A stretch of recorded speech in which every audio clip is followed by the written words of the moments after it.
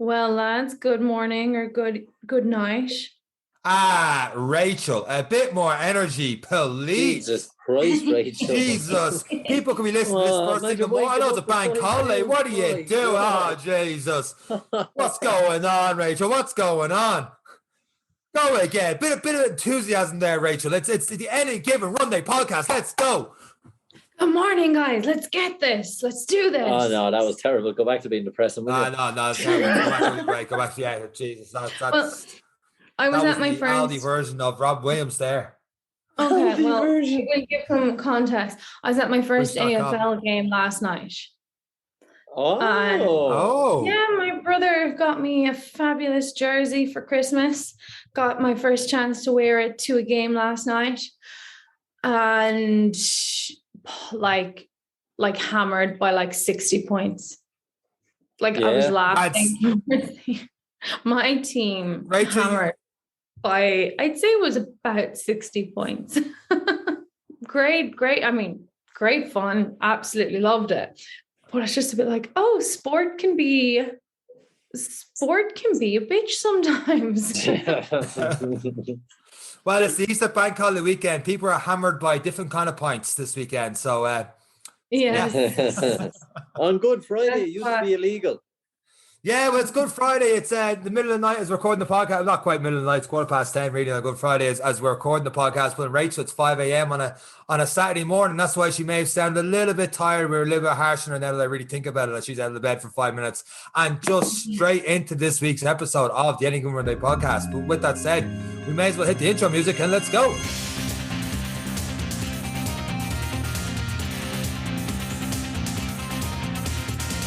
Eric, how are you? Never got to say hi to you after last week. Never got to say hi. How are you? How are you? How are you? Yeah, good. Yeah, I only get to speak to you really once a week on the podcast. Oh, good, yeah. Well, good to hear. Good to hear. Busy. I'm doing up a kitchen, and I'm running into all sorts of problems. So technically, I've been doing loads of running. But that's the only running you've been doing. That's the only running I've been doing. So it's still probably a bit more than me this week. So yeah, it's bad, but I'm hoping to get the majority done by the bank holiday weekend and back onto the training. Good. I know we were talking about smartwatches and stuff last week, but and we were giving out a little bit with different calories, different things like that. But I was just saying there, it's late night recording. According to this, my body battery is at 5 out of 100. So like if my phone was at 5 out of 100, it'd knock off any second. So if my head just drops and it hits 0, just let me know, because we know how accurate these watches are. I was just going to say, I had a thought. Last week we talked all about the calorie recording and how when your watch tells you you've burned X amount of calories in a run or a session, whatever it is, how we always add that on to the amount of calories we should intake. Mm-hmm. And then I thought yesterday, I think I must have burned, it probably told me about 1,000 calories in my 2-hour cycle. And then I was like, hang on a second. If I wasn't cycling and I was just pottering about at home, would I not be burning calories anyway? Yes, you would. So I was wondering if the watch took into account the amount of calories you'd normally take and just tells you the additional, because otherwise you are adding on extra calories to what you should be intaking, which is technically incorrect. I know that's a lot of thinking for very early in the morning, but I had to walk away this morning. You are, yeah, you're right in that one. If people out there are using, for example, MyZone, it only starts counting your calories and your MEPs, and the MEPs thing it works in that is like it's a point system for what percentage your heart rate you're at. So the higher up, the more points per minute you get. So I was using it today, and I was doing a pull-up EMOM on that. So I do me 4 pull-ups. My heart rate would go up to like 50-60%, but it'd shoot right down straight away. So over the course of an hour, I got like 8 MEPs, and my calories burnt over an hour was like 60. So at rest, at sleeping at night, I am burning more than 60 calories an hour. So in that respect, yeah, it doesn't work. You need to add it on.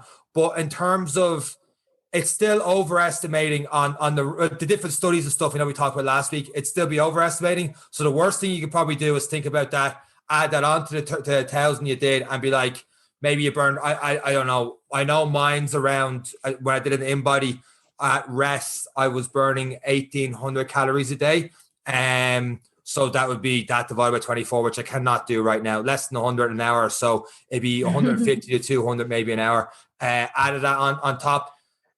In theory, it would work, but then you're way overestimating your calories. Then, if you try to eat all them back and a fat loss your goal, that would be a big red flag, in my opinion. Anyway. Yeah, I think the best way to take it is if we're talking about calories in this instance and using watches and stuff, and I hate Fitbits because they don't count everything correctly, or maybe they've gotten better, but they really overestimate steps and calories and stuff.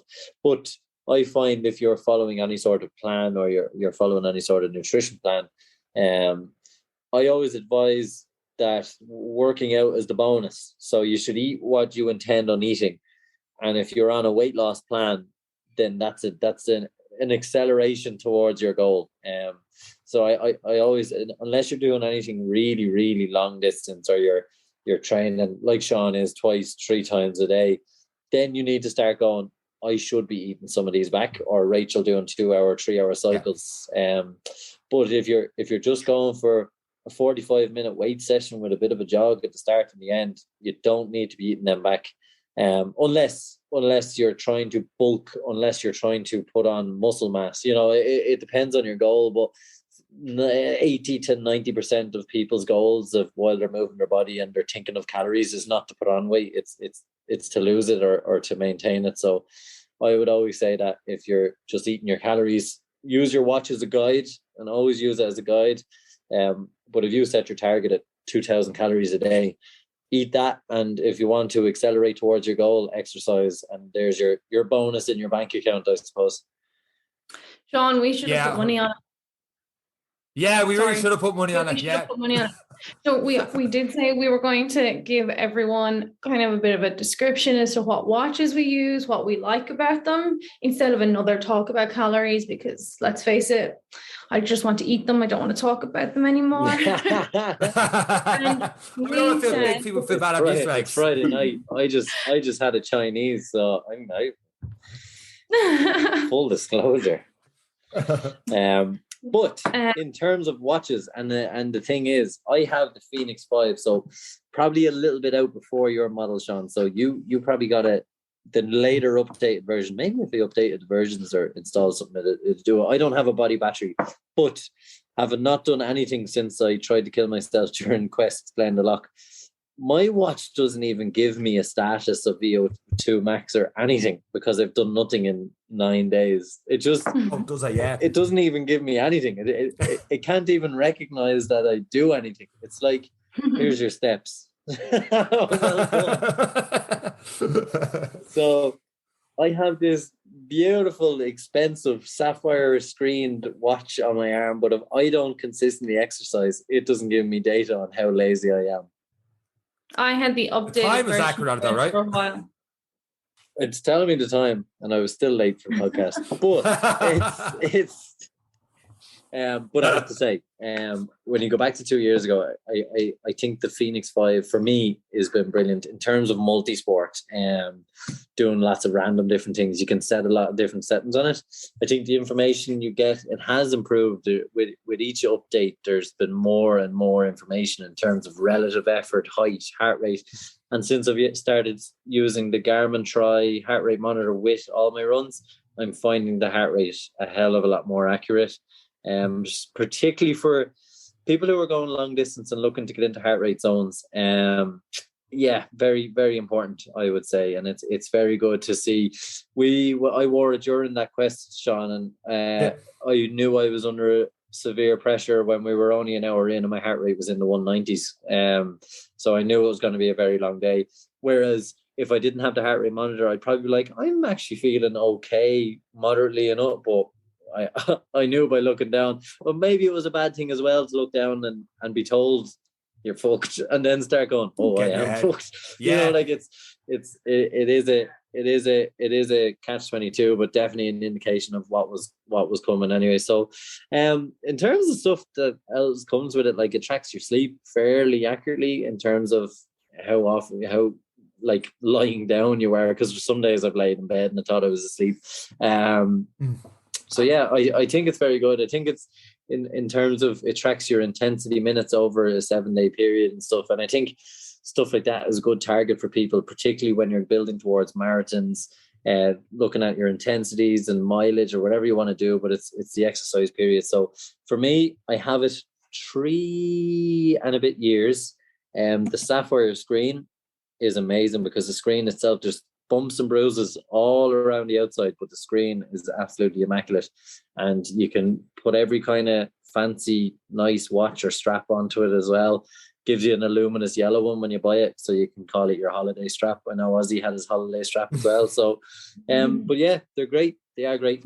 No music associated with it, but if I'm ever running, I'm usually on my own, or if I'm ever cycling, I always have my phone with me, so I didn't feel the need to get anything with a music update. The only thing I changed now, the silicone strap is been held on with elastic bands, but I'm just too lazy to buy another one. So it's hang on. What did I give you about a year ago?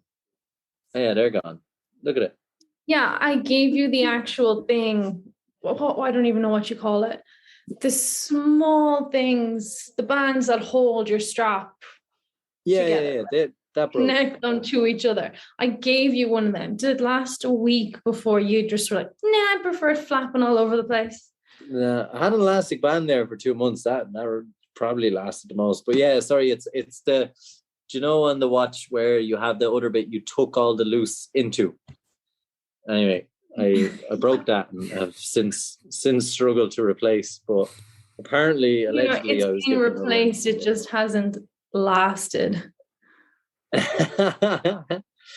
But another thing, my last bit of review is I noticed my skin. It depends on who you are. The silicone on the watch, I would find, particularly on salty runs, I would find myself getting a little bit of a rash underneath the skin, underneath the watch.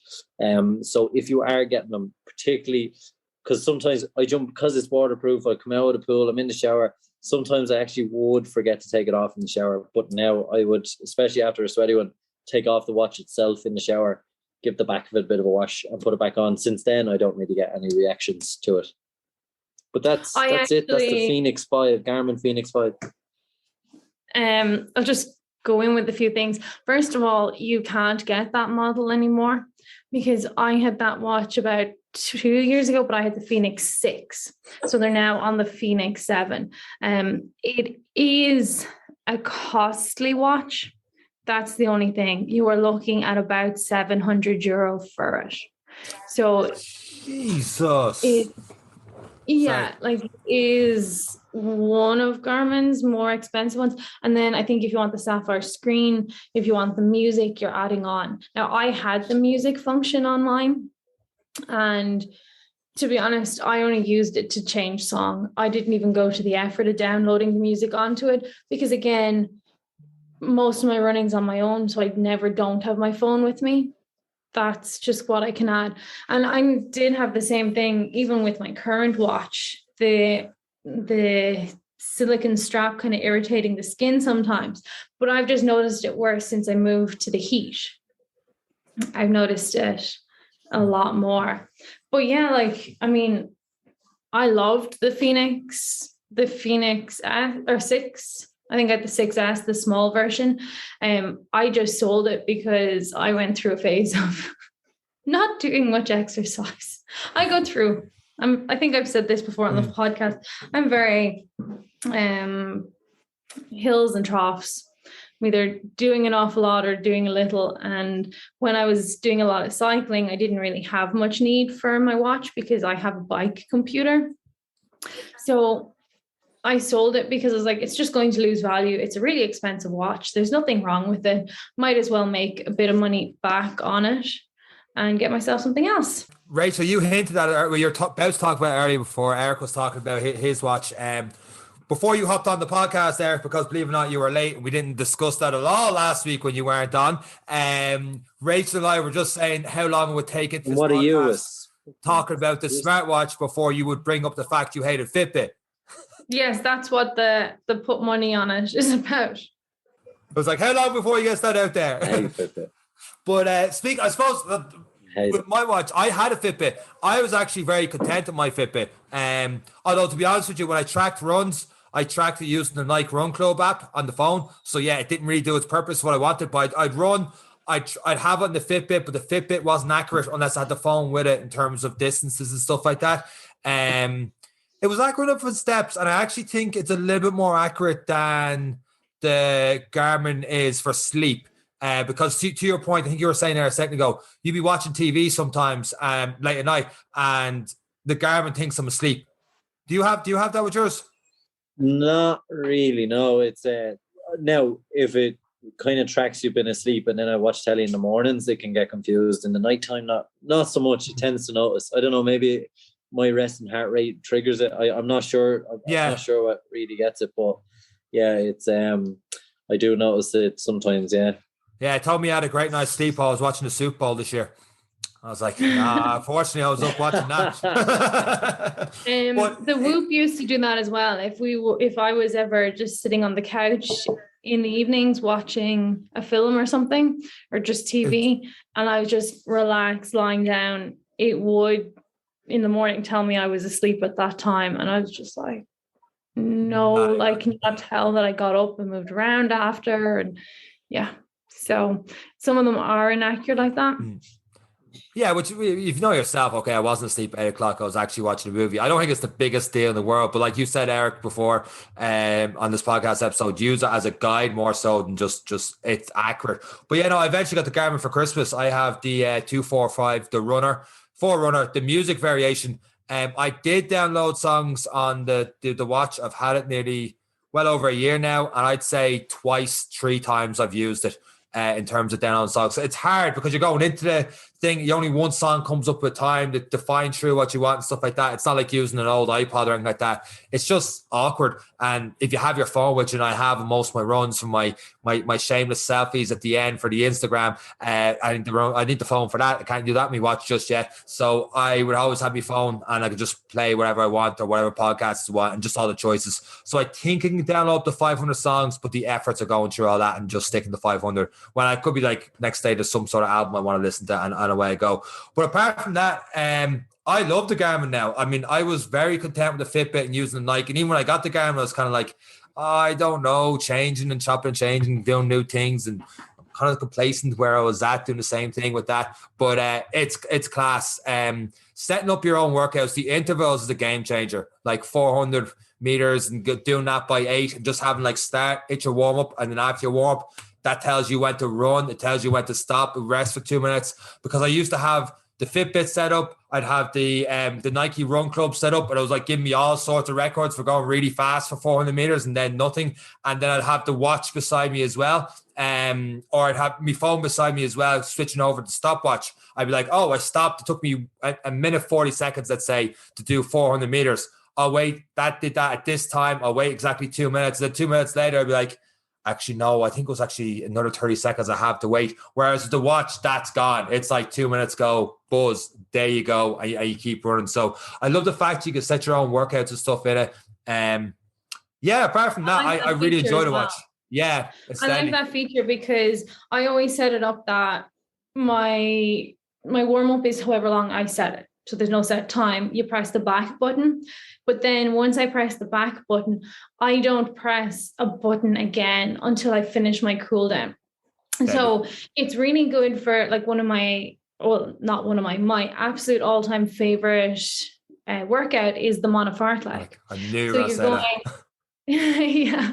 I think I had you do that, didn't I? Yeah, you did. I was like, look how complicated this thing is. She probably loves it. It's not and that's really. On your Strava. So it's like 2 by 90 seconds, but every time you hit a different time, you do that that time quick and then that time easy. So 2 by 90 seconds and then 4 by a minute, 4 by 30 seconds, and then 4 by 15 seconds. So 4 by 15 seconds is actually 15 seconds, but it's hard, easy, hard, easy, hard, easy, hard, easy. And once you get down to 15 seconds, you've only pressed the watch when you're looking and then you're like, oh crap, I've got to press it again, in 5 seconds. this, having it preloaded into the watch just cuts all that out. My wrist just starts vibrating with 5-second countdown. And then it just gives a bit of a longer buzz on the 5th. So then I know, okay, interval started. It does the same thing, 5-second countdown. And then I know, okay, I'm back to easy. And then I'm not trying to focus on, okay, it's 15 seconds. I'm staring at my watch as I'm trying to run quick.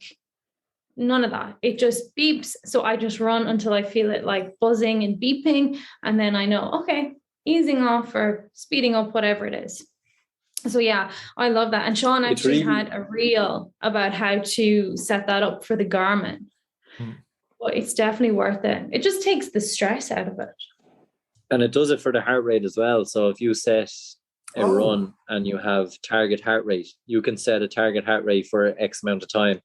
And if your heart rate trends above it, it will beep at you until you either walk or slow down until your heart rate comes back into the zone you want it to be in, high or low. And it's really good. And when you look at your watch face, you're not going to see time. You're just going to see your heart rate, and it'll give you the arcs of where you need to be, or how high or how low. And it's very, very useful. And it's amazing when you're doing endurance training and you're building the endurance, when you're watching the heart rate and you know you're running at a 7:30 kilometer and you're struggling to stay in the zone. But after a couple of weeks and you're cruising at a 5-minute kilometer or 4:30 and you're actually struggling to get into the zone. It is amazing how you can watch it train as your fitness and your endurance fitness builds. It's very good, very good. Yeah, I must get back into that because I'm starting to go faster again. My long runs, I'm like, I need to slow it down, and I zone out, and I'm looking, I'm going faster than I should here, and I'm feeling a little bit sore at the end of the run. So the fact you can set that up for heart rate is actually a game changer, big time.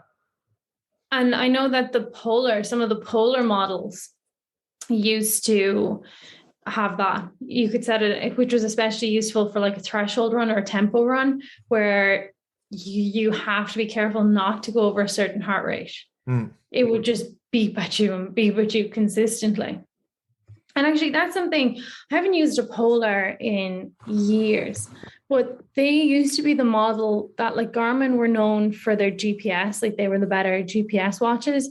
And then Polar were known for the better heart rate. And a lot of Polar watches, they had okay GPS, but not amazing. You could even get models of Polar that didn't have GPS, just at heart rate. Now this is going back, oh my God, this is probably going back 9 years ago since I've really used a Polar. But it's just an option that people tend not to go to, but can be quite useful. Like, obviously everything's sort of come full circle. So Garmin's are now quite accurate with the heart rate. Polars are now really accurate with the GPS. So I think it's just preference. But just go back to your Forerunner 245. I suppose the Forerunner used to be the basic Garmin model, but now they do, now they have nearly every feature you could possibly need, but they're a lot cheaper than Eric's watch. Like, they kind of retail about $250. Around that, yeah. I don't see any need why I would upgrade. Maybe if there's something with triathlons or swimming and stuff where I need an upgrade that I don't know about, but for what I get for the watch, I've never seen another watch for another price and going, I wish I had that. I'm very, very content with what I have. If this was the break, I'd probably try and get the exact same model. And before spending $250 in a watch, I'd be like, no. But I use this as much to use my phone every day. No one's calling me. So your one is water resistant. So I'm not sure whether the actual triathlon ones are waterproof. I don't think any of them are ever waterproof. I think they're just varying degrees of water resistant. But also one of the big things with let's say the cheaper Garmin models is they tend not to have the multi-sport function. Yes. I don't see why they can't put that in. But like, Sean, if you were going out to do a brick session, you would have to start your cycle and then save that activity and then start the run. Whereas on Eric's watch, you just click triathlon, or you can click duathlon. So then you're just flicking through the different, or no, you're not even flicking through. When you finish the bike, you just hit back and it enters your transition time. So then when you're ready for the run, you just hit back again, you're on the run. So you don't save anything or have to mess around with it until basically you finish. Yeah, for 150, 200 quid, I'd rather just hit save and start again. Yeah, I suppose that would only be an issue if you started racing triathlon. Now, it was one of the reasons I got it was at the time I was getting into it and I bought it for it. But like you can even set your transitions and stuff. So when you know the race you're doing, say the Olympic, you know your swim, your cycle, and your run, and you can put transitions into the so when you hit the lap button, it knows, okay, cycle's done. It then goes transition 1. So when you look at your watch and you're getting on your bike, you hit it again. You have a rough estimate yourself. Now, obviously, every race is recorded now, so you can get those times anyway. So it's not really relevant. But I suppose when you're competing as hard as Rachel is, it's sometimes handy to know of a good guide of where you are. For me, it's just I was a bit slow there, a bit quick there, but I'm still here. You know, like there's not a real need for it, but at the time it was the best suited for going into those kind of things, and that's what we were doing. So I just found that it worth it a little bit more, I suppose. Yeah, I suppose like in training and stuff, it's probably good to know those times and if you're getting quicker from one to the other. Because that's the one thing I noticed when we did Quest was if we were going off transition times, man, I was really, really slow when I finished a run, changing over to the cleats and getting ready, the helmet on the way, going, flying down without the helmet and all the rest. I just felt very, very slow in those transitions. The people around me going a lot faster and just being like, right, I have to try and catch up with you guys in the road in this one. So yeah, I suppose if you're doing triathlons and stuff, and that's your main thing, maybe obviously forerunner in the name, maybe that's only good for if you're just doing running. And then the upgrade, if you want to take those events, if you're doing a lot of those events and stuff and taking the triathlon seriously, then you probably do need something with a multi-sport function. Not needs the wrong way, but you would probably appreciate it a lot more than I would take time and know when to change transition and stuff. It does depend. Like transitions are transitions. Like Brandon recorded one of mine before Christmas, and like you can see me having a chat with one of the officials. Like I was just going slow, like, but it's more just the ease when you're in a race. Now I've done it both ways because I have a new bike computer. So I used to record some of my cycles on my watch, but instead I have a bike computer, which is just like basically a watch you mount on your bike, but it's not a watch. Like the best way to describe it is probably like a mini sat nav, but it records the time and stuff. So like I don't use my triathlon function on my watch because I record my bike on this bike computer instead, because then while I'm cycling, I can see what I'm doing. So I know if I'm able to push harder or get an idea of speed. So, you know, it does depend. It mightn't be any use to you mightn't be worth spending the extra money just for that. But then if you're open to moving away from Garmin, like that's what I did. And I had been with Garmin for years. Like even my first bike computer was Garmin and everything. I now don't have any Garmin at all. I have the Chorus, so COROS, the Chorus Apex. And to be honest, I haven't noticed any difference between that and my Phoenix. Like I paid just under €300 for it. And so, Sean, in the same price category as your one, but I have all the multi-sport functions as Eric's. And the thing with Eric's is if he's swimming, he has to have a triathlon heart rate monitor, which can cost about €150. His wrist heart rate doesn't work in water, whereas my wrist heart rate does. Now, again, how accurate is it? It really depends on whether you're wearing the watch properly or not. But I get my heart rate in water, which is something that Garmin didn't have. And I just need to talk about the best thing about my watch is the battery life. Sean, how often do you have to charge yours? Once a week. Eric? I've been doing no running, so about a month.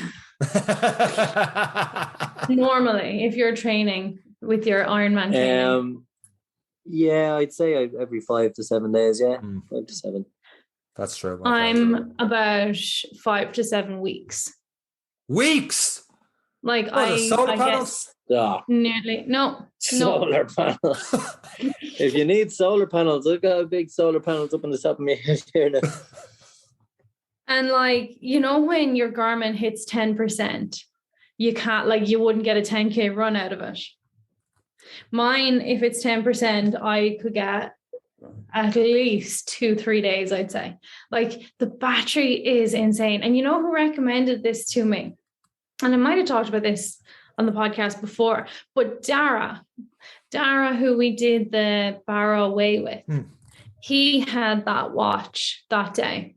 And I was quizzing. I didn't even have a sports watch. I think I was using an Apple Watch that day because I had sold my Garmin. And I was quizzing him about it. And then he told me the battery life. And I was like, oh my God, like, yeah, right. So he did 120 kilometers that day. And then a few weeks later, I think he messaged me saying, I'm only charging it now. And I was like, what the hell? I was like, this is insane. So is that he does a lot of running. Yeah, have a sapphire screen as well. A lot of running. And would the screen be sturdy? Oh yeah. Like I think, I don't think it's sapphire because I think that's a Garmin. What do you call them? Copyright thing or patent. But like it is a protected screen. I abuse it. It just gets thrown into my bag, and yeah, it's perfect. There is a cheaper one. So I have the Chorus Apex. There is the Chorus Pace, which is €200. And again, it has nearly every feature. I think the Apex just has slightly more activity modes than the Pace, and maybe a slightly better battery. Me and Sean now know what we're getting each other for Christmas. But like, it was just a game changer. Because a lot of people, I'm getting the watch and I'm giving you the box. Well, I love it. And like the price is definitely the best thing. I don't wear my watch constant anymore. Like I don't track my sleep. I don't track my steps. I have a completely different watch. Like I mentioned, the Apple Watch, that's what I use for work because I can get my emails on it. I can reply to messages while I'm, I don't use my phone when I'm in a classroom, but sometimes if you get an email and you need to see certain emails when you get them, it's just great to have that. And I know Garmin's do that, and like my watch does that as well, where you get your messages. But I just find for work, my Apple Watch is better. So that's why I don't wear any single watch constant. So whether it has a body battery, I don't think so. I actually haven't worn the watch long enough any day to figure that out. I'm still at 5 in the body battery. I don't actually think it gets any lower than 5 unless you die. Are you going to be big and test that? Well, when I did the Goggins 4.448, I was at run 10 or 11 and I was down to 5. And I'm like, oh, guys, I might make it. So, well, I did a 12th run and I was drinking half the night afterwards and it was still at 5. One thing with the Garmin is it knows when I'm drinking. Ooh. Because the heart rate goes up and the stress goes up on it. So as soon as I have my first pint, it'll go from like in the blue in terms of your heart rate being low and stuff, the stress will start going up. And then if I've had a heavy night drinking and I think I got a good 10 hours sleep, I'll wake up and the watch will buzz and say, you had a poor night's sleep and your recovery time has been delayed by like 10, 12 hours, whatever it is. And well, I don't always go with the recovery time. It is true that it does disrupt my sleep. So while I said it's not totally sleep accurate, on the drinking, I would give it I think it is. Not, I don't know if it's accurate, but it's of effect. Yeah, well, okay, it's like, interesting.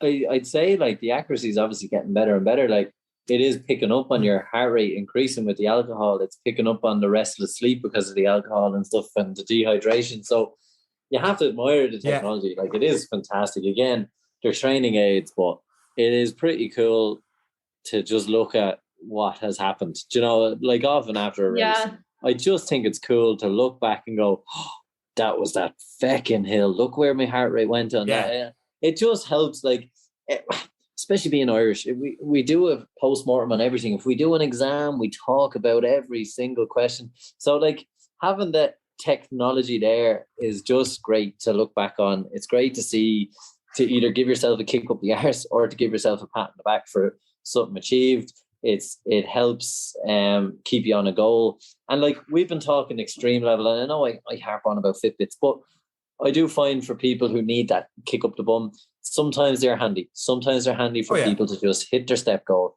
for people to just get the hourly reminder to move. You know, like there's other features on some of the cheaper end watches that are a good guide for people to see what their bodies are telling them. You know, so even for my mom, I got my mom one, and it's great for her because she had a heart scare a while ago. So she loves the heart rate feature, and she loves, you know, keeping an eye on what she's doing when she goes for a walk and stuff. Not that she's nervous about it, but she can tell, I was wrecked when I walked up that hill and my heart rate was in. And she gives me the synopsis of it from one of the cheaper end garments as well. So, you know, like there's a lot to them. You can get bogged down in them. A lot of people do, but in terms of a training aid, it's brilliant. It is brilliant. It is a great thing to look back on, and great to look at your month's training and maybe be able to change things up. So love them or hate them, whichever brand you go with. There's so much choice now. And I suppose 9 years ago, Rachel, the Phoenix was the only one you could get, really. It was the best of the best. But now there's so many, and the technology is, everyone's catching up. So yeah, unfortunately, there's too much choice now. You have decisions to make. I think it's almost harder. Yeah, and I think the reason people tend to go with Garmin is just because that, you know, a few years ago, that was the best. It's like, why do people constantly go back to ASICS shoes when they're maybe not the best on the market? It's because they just had a monopoly in Ireland a few years ago. So people started wearing them and everyone goes back to them. But like nowadays with watches, like you said, the technology has caught up, and like my watch wasn't even around, I'd say 5 years ago.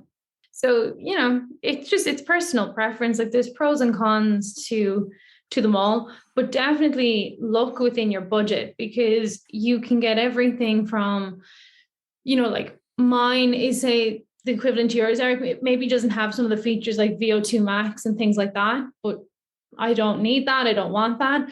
But in terms of the activities, what mine offers is the equivalent to yours, but half the price. Yeah, and so, you know, battery life is convenience. The same with phones. If you have to charge them every day, it's inconvenience. Like it'd be a big one. In comparison to my Apple Watch, which apparently records sleep, but it doesn't last 24 hours to give you the option to record your sleep. Like they are atrocious. It's purely a work thing. Don't. And you need an app. If you want to swim or record your run or something, you need an app to do it. Well, I know that she hates Apple as much as I hate Fitbit. And on that bombshell. On that bombshell, I think you guys summed up. Smartwatch is pretty good. Unless anyone's got anything else to add this week's episode of the podcast. Nope. No, I hope you enjoyed our little reviews, and let us know what you think or what you're using. And that is it from myself, Rachel, and Eric. Take care. Bye. Bye.